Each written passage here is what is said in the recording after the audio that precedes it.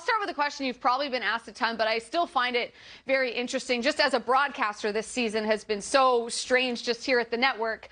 For you, what has it been like, this condensed schedule, playing the same teams all the time, sometimes 2-3 times in a row? What do you like about this season and its uniqueness?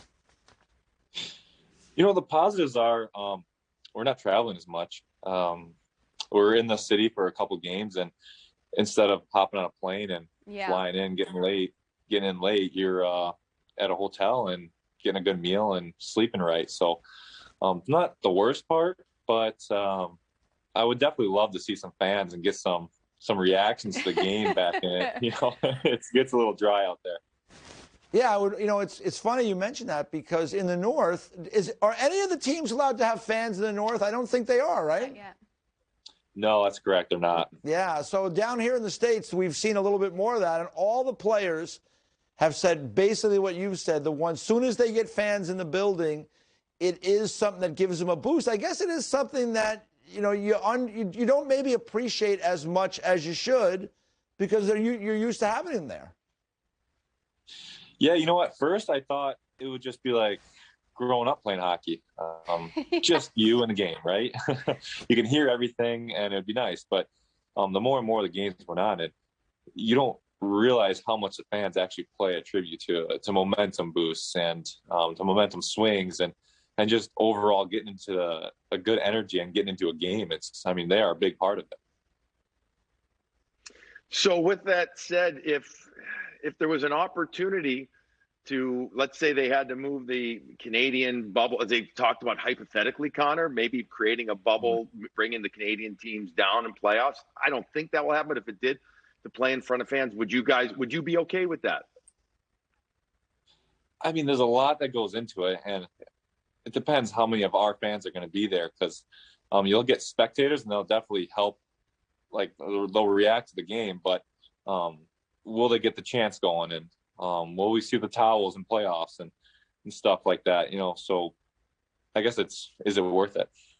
I don't know what the crowds were like when you were a kid playing hockey, but they should get staff members in Winnipeg to bring in cowbells and just like make noise with them whenever something exciting happens. That would bring me back to my youth anyways. But I'll ask you this. Blake Wheeler is such a huge part of your team, obviously. I know he's not making the trip with you guys. We find out today he's been diagnosed with a concussion. What does he mean to this team? And I've read a lot that over the last few days, despite not playing, that he's still very much involved and around the rink and around you guys. Can you just speak to how much he means to you guys?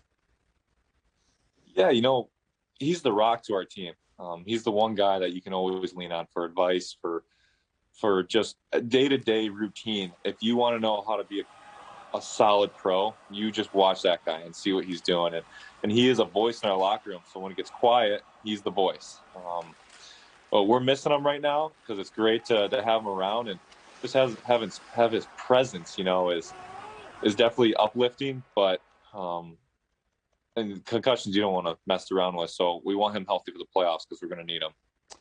Connor, I'm going to take you off the track of the Jets just a little bit here. The other night I had the pleasure of being involved with the Top Prospects game, the American Top Prospects game, and see all these great young players. And I'm reminded of, international competition. We could have the Olympics, NHL players involved in the Olympics coming up.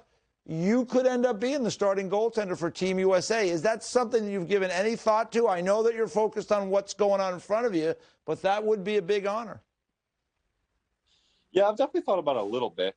It would be a huge honor to represent my country. I would definitely give it my all, and I look forward to it if I do get the opportunity. But I am focused on here and now, and as that time comes closer, I will definitely give it a little more thought and be excited to be part of it if that's the case.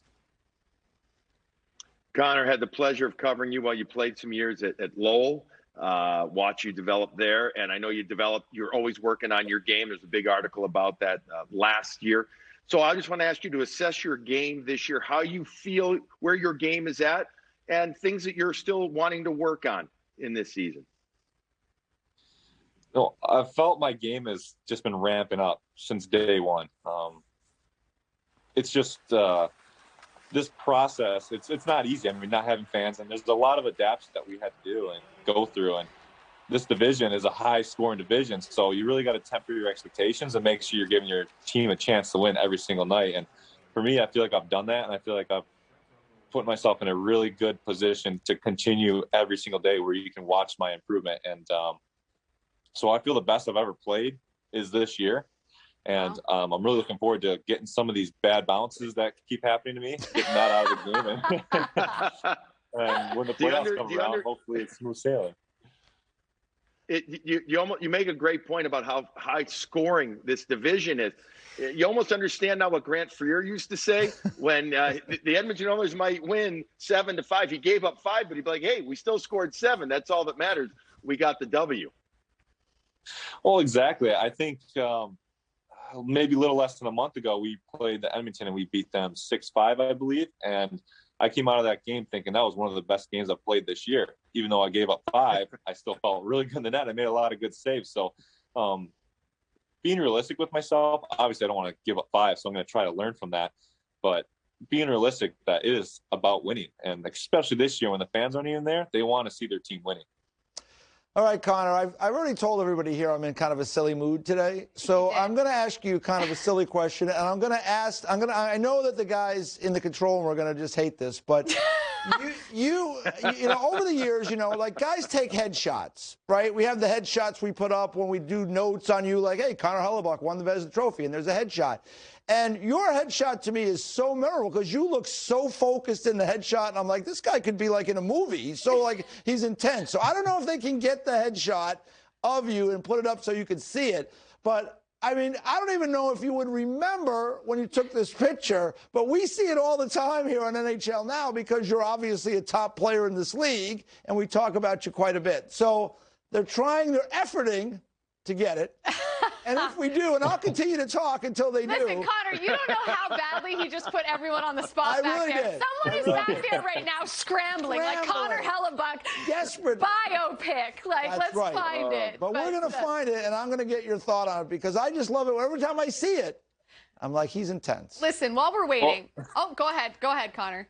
I'll say that was definitely something I thought about because you look up guys and you see their hockey DB headshots, and some of them just look like they're unhappy there. So I wanted to make sure I looked happy, and you have to have a little swagger too, because obviously, like you said, you guys put it up and use it. So you got to have a little swagger with it. Yeah, you look like you could be like a Mission Impossible character or something, like very like honed in and like on point.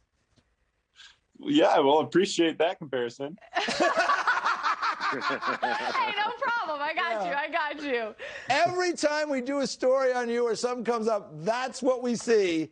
And I love it. So thank you for doing that for those of us who have to deal with headshots, you know, for years and years and years. You're welcome. He's like, all right, that is something I did not see coming on today's schedule of media. And I look forward to your next film. So that's, Connor, thank you for the time. We always appreciate having you on. You're so well-spoken and engaged in the conversation, and we really appreciate it. So thank you so much, and best of luck the rest of the way. Good luck. You're welcome, and thanks for having me.